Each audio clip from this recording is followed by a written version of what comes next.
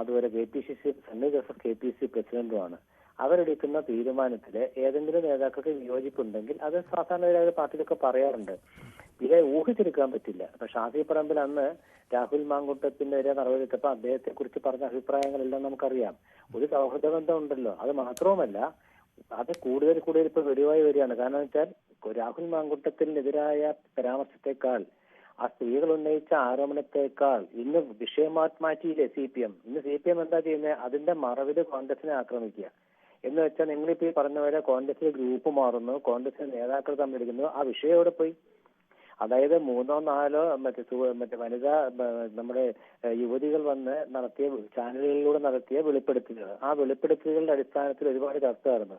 പക്ഷെ ഇന്ന് ആ വെളിപ്പെടുത്തലുകൾ നടത്തിയവരെ കുറിച്ചല്ലല്ലോ ചർച്ച ചെയ്യുന്നത്. കോൺഗ്രസിലെ ഗ്രൂപ്പിസം, രാഹുൽ മാങ്കൂട്ടത്തിൽ MLA തുടരുമോ, സതീശനെ എതിർക്കുന്നു, മറ്റേ ഷാഫി കളം മാറുന്നു എന്നൊക്കെയല്ലേ. അപ്പൊ രാഷ്ട്രീയം എവിടേക്ക് പോകുന്നു? കോൺഗ്രസിന്റെ രാഷ്ട്രീയം എന്ന് നിങ്ങൾ തീരുമാനിക്കുന്നതാണത്.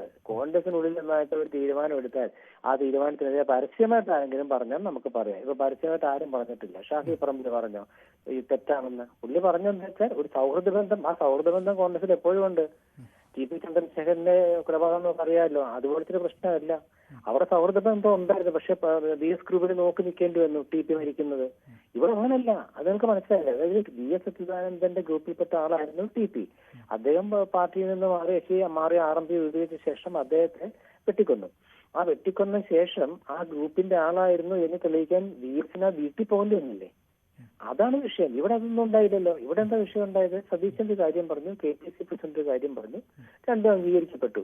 പിന്നെ ഓരോരുത്തരും വ്യക്തിപരമായിട്ട് രാഹുലിനെ കുറിച്ച് ചോദിക്കുമ്പോൾ അഭിപ്രായങ്ങളുണ്ടാവും. ഇപ്പൊ സൗഹൃദ ബന്ധത്തിന് മാറ്റം വരുത്താൻ പറ്റൂ ഏത് രീതിയിൽ? ശ്രീ N. ശ്രീകുമാർ, താങ്കൾ എത്ര ന്യായീകരിച്ചാലും കോൺഗ്രസിലെ ആശയക്കുഴപ്പം തുടക്കം മുതൽ പ്രകടമാണ്. വനിതാ നേതാക്കൾ ഒന്നടങ്കം ഷാനിമോൾ ഉസ്മാന്റെ വാക്കുകൾ തന്നെ കടമെടുത്താൽ രാഹുൽ മാങ്കൂട്ടത്തെ രാഷ്ട്രീയത്തിൽ നിന്ന് തന്നെ മാറ്റി നിർത്തണം എന്ന നിലപാടെടുത്തവരാണ് വനിതാ നേതാക്കൾ. ആ വനിതാ നേതാക്കളെ ഒന്നടങ്കം പിന്നീട് അവരുടെ നിലപാട് തെറ്റായിപ്പോയി എന്ന് മുൻ KPCC പ്രസിഡന്റും മുൻ UDF കൺവീനറുമായ MM ഹസൻ നിലപാടെടുക്കുന്നു. എന്താണ് ഈ വിഷയത്തിലെ ആശയക്കുഴപ്പം? കാരണം വനിതാ നേതാക്കൾ ആ നിലപാടെടുത്ത് അവരെ തള്ളിപ്പറയുകയാണോ ചെയ്യേണ്ടത്, അതല്ലെങ്കിൽ രാഹുലിനുള്ള രാഹുലിനെ ന്യായീകരിച്ച് രംഗത്ത് വരികയാണോ ചെയ്യേണ്ടത്? അവിടെ വനിതാ നേതാക്കൾ പറഞ്ഞ കാര്യം ശരിയാണ്. പൂർണ്ണമായിട്ട് അവർ പറഞ്ഞു ഇങ്ങനെ വിഷയം പൊതുസമൂഹം ചർച്ച ചെയ്തപ്പോഴാണ് ആ വിഷയം ഉണ്ടായത്. അതുകൊണ്ട് അവരുടെ അഭിപ്രായങ്ങൾ കേട്ട് കോൺഗ്രസ് നടപടിയെടുത്തു. ആ അഭിപ്രായങ്ങൾ ആ വനിതാ നേതാക്കൾ എല്ലാവരും ശരിവെച്ചു. അതിനുശേഷം ദിവസങ്ങൾ കഴിഞ്ഞപ്പോൾ എന്താണ്? CPM വിഷയം മാറ്റിയിട്ട് അത് കോൺഗ്രസ് വിരുദ്ധ രാഷ്ട്രീയത്തിലേക്ക് കൊണ്ടുവരിക. പൊതുസമൂഹത്തിലെ കോൺഗ്രസിനെതിരായി എന്നും പയറ്റുന്ന ഉമ്മൻചാണ്ടിയുടെ കാലത്ത് മുതൽ തുടങ്ങിയ അശ്ലീല രാഷ്ട്രീയ ആയുധം അതെടുത്തപ്പോ വീശിയാണ്. അങ്ങനെ വീശുമ്പോൾ കോൺഗ്രസിന്റെ തലമുതിർന്ന നേതാക്കൾക്ക് നിങ്ങൾ ചില ചോദ്യങ്ങൾ ചോദിക്കുമ്പോൾ അതിനോട് പ്രതികരിക്കേണ്ടി വരും. ആ പ്രതികരണത്തിന്റെ ഒരു ഭാഗമായിട്ട് MM ഹസന്റെ നിലപാടിനെ കണ്ടാൽ മതി. KPCC പ്രസിഡന്റോ അല്ല, അദ്ദേഹം താങ്കൾ പറഞ്ഞ പോലെ ലിബറൽ ചെയ്തൊന്നും അല്ല അദ്ദേഹത്തിന്റെ വാക്കുകൾ. അദ്ദേഹം വളരെ പരുഷമായ വാക്കുകൾ തന്നെയാണ് പറഞ്ഞത്. അതവിടെ നിൽക്കട്ടെ. രണ്ടാമത്തെ കാര്യം, ഇങ്ങനെ കോൺഗ്രസിന്റെ അംഗം പോലും അല്ല എന്ന് കോൺഗ്രസ് നേതാക്കൾ അവകാശപ്പെടുന്ന, നടപടിയെടുത്തു എന്ന് അവകാശപ്പെടുന്ന രാഹുൽ മാങ്കൂട്ടത്തിന് വേണ്ടി എന്തിനു വേണ്ടി നേതാക്കൾ പരസ്യമായി രംഗത്ത് വരണം? 2 പേരുകൾ, അടൂർ പ്രകാശും സണ്ണി ജോസഫും ഈ വിഷയത്തിൽ പൂർണ്ണമായും അദ്ദേഹത്തെ ന്യായീകരിച്ച് രംഗത്ത് വന്നിട്ടുണ്ട്. ഇന്നലെയല്ല, കഴിഞ്ഞ ദിവസമാണത് ഉണ്ടായത്. അപ്പോൾ ആ നിലപാടിൽ ഒരു അവ്യക്തത ഇല്ല എന്നതാണ് ചോദ്യം. ഇല്ല. കാരണം അടൂർ പ്രകാശ് UDFന്റെ കൺവീനറാണ്.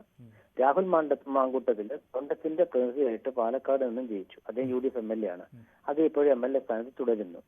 ഇവിടെ ഒരു പ്രശ്നം എന്താ വെച്ചാൽ, കോൺഗ്രസിന്റെ പ്രതിനിധിയായിട്ട് UDF MLA ആയ രാഹുൽ മാങ്കൂട്ടത്തിന്റെ അസംബ്ലിയിലത്തെ കാര്യങ്ങൾ തീരുമാനിക്കണമെങ്കിൽ UDFന്റെ പാർലമെന്ററി പാർട്ടി യോഗം ചേരണം. സാധാരണഗതിയിൽ അസംബ്ലിയുടെ തലേദിവസമൊക്കെ ചേരുക.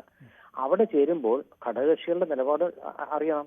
ഘടകകക്ഷി കോൺഗ്രസിന്റെ തീരുമാനം മാത്രം പോരല്ലോ. ഘടകകക്ഷി CPMന്റെ LDFിലെ പോലെ അല്ല ശ്രീകുമാർ, അത് നേരത്തെ തന്നെ നേതാക്കൾ പറഞ്ഞിട്ടുണ്ട്. ഞങ്ങൾ നിയമസഭയിൽ സംരക്ഷിക്കില്ലെന്ന് ആദ്യം നിലപാടെടുത്തതാണ്. അതിനുശേഷമാണ് ഈ നിലപാട് മാറ്റം. അതെ, അത് മാറ്റാനുള്ള കാരണം ഞാൻ ഈ പറഞ്ഞു വരുന്നത് ആദ്യം എന്തിനാ നിലപാടെടുത്തു? അതാണ് ചോദ്യം.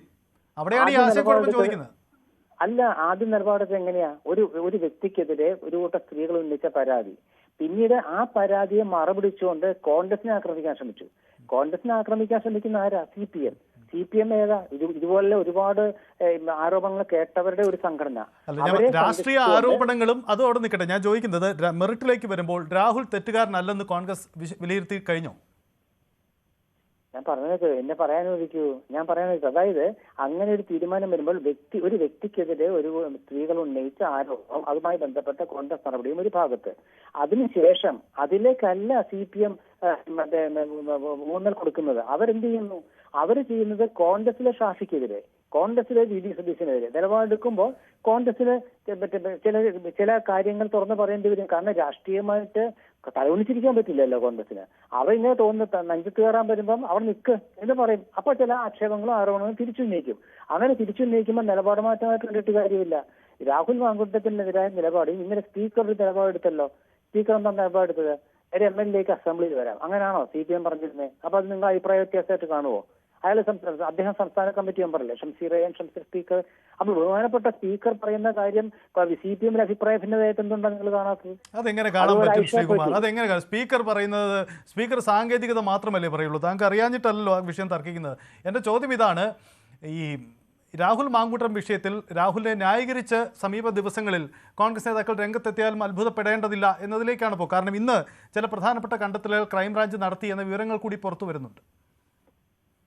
ക്രൈംബ്രാഞ്ചിന് അതെ, ഒന്നാമത്തെ ഈ ക്രൈംബ്രാഞ്ച് ഈ കേസ് അന്വേഷിക്കേണ്ട ലോക്കൽ പോലീസിൽ പരാതി കിട്ടുകയില്ല. ക്രൈംബ്രാഞ്ച് CPMന്റെ ഒരു പോലീസ് വിഭാഗത്തിൽപ്പെട്ടാണ്. അവർ അന്വേഷിക്കട്ടെ, കൊടുക്കട്ടെ, എന്ന് ചെയ്യട്ടെ. സ്പീക്കർ പറഞ്ഞ കാര്യം ഞാൻ പറയാൻ കാരണം വെച്ചാൽ അത് പാർട്ടി ലൈനിന് വിരുദ്ധമാണെന്ന് ഞാൻ പറഞ്ഞല്ലോ. അപ്പം സ്പീക്കർ നിങ്ങൾ പറഞ്ഞ പോലെ സാങ്കേതികത്വം, ശരി, ആ സാങ്കേതികത്വം ഇപ്പുറത്തുണ്ട്. എന്താണ് സാങ്കേതികത്വം? ആ സാങ്കേതികത്വം എന്ന് പറയുന്നത് UDF MLA എന്ന നിലയ്ക്ക് അദ്ദേഹത്തിന് നിയമസഭയിൽ പരിരക്ഷ കിട്ടണം, പുറത്ത് അദ്ദേഹത്തിന് സ്റ്റേറ്റ് പരിരക്ഷ കൊടുക്കണം.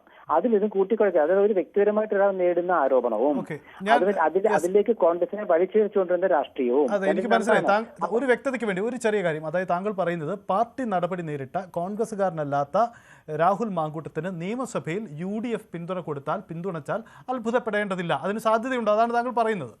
അങ്ങനെയല്ല ഞാൻ അങ്ങനെയല്ല പറഞ്ഞത്. ഞാൻ പറഞ്ഞത് UDFന്റെ നിലപാട് പാർലമെന്ററി പാർട്ടി യോഗം ചേർന്ന് ഘടകകക്ഷി അഭിപ്രായങ്ങൾ കൂടി കേട്ട് തീരുമാനം എടുക്കണം. അവിടെ രാഹുൽ മാങ്കൂട്ടത്തിൽ UDF ബെഞ്ചിൽ ഇരിക്കില്ല, കോൺഗ്രസ് ബെഞ്ചിൽ ഇരിക്കില്ല. അദ്ദേഹം എവിടെ ഇരിക്കണം എന്നുള്ള സ്പീക്കർ തീരുമാനിക്കും. അവിടെ നിയമസഭയിൽ അദ്ദേഹം വന്നിട്ട് അദ്ദേഹം എന്തു പറയുന്നു, അദ്ദേഹത്തെക്കുറിച്ച് പ്രതിപക്ഷം എന്ത് പറയുന്നു എന്നൊക്കെ ചോദിക്കുമ്പോൾ അതൊക്കെ അവിടെ വരുന്ന കാര്യങ്ങളാണ്. പക്ഷേ കോൺഗ്രസ് ചോദിക്കുന്നതാണ് LDFിൽപ്പെട്ട MLA മാരെ, ആരോപണ വിധേയരായവരെ, കുറ്റപത്രം സമർപ്പിക്കപ്പെട്ടവരെ, കേസിൽപ്പെട്ടവരൊക്കെ അവിടെ വരുന്നു. ഇപ്പുറത്ത് ആരോപണം മാത്രമുള്ള ഒരാള്, ഗവൺമെന്റ് ഏജൻസികൾ മാത്രം കേസെടുത്ത ഒരാള് വരുന്നു. ഈ രണ്ടും തമ്മിലുള്ള വ്യത്യാസമാകുമ്പോൾ സാങ്കേതികത്വം എന്ന് നിങ്ങൾക്ക് തോന്നും. അതിൽ അത്ഭുതമില്ല. ഒരാളെ പാർട്ടിയിൽ നിന്നും മാറ്റി നിർത്തിയാൽ ആ ആളെ ആക്രമിക്കാൻ വിട്ടുകൊടുക്കുന്ന സ്വഭാവം ഏതെങ്കിലും പാർട്ടിക്കുണ്ടോ?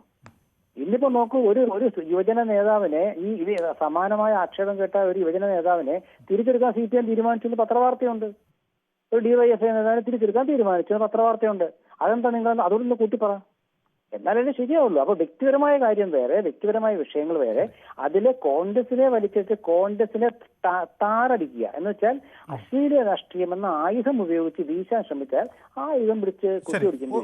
ഒരു കാര്യം കൂടി, താങ്കൾ ഈ കോൺഗ്രസ് രാഷ്ട്രീയം അറിയാവുന്ന ആളെന്ന രീതിയിൽ കൂടി, കോൺഗ്രസ് സസ്പെൻഡ് ചെയ്തിരിക്കുകയാണ് പ്രാഥമിക അംഗത്വത്തിൽ നിന്നും രാഹുൽ മാങ്കൂട്ടത്തെ. 6 മാസത്തേക്കാണ് സസ്പെൻഷൻ എന്ന് മനസ്സിലാക്കുന്നു. ഇതിനുശേഷം ഇനി രാഹുലിനെ തിരിച്ചെടുക്കണം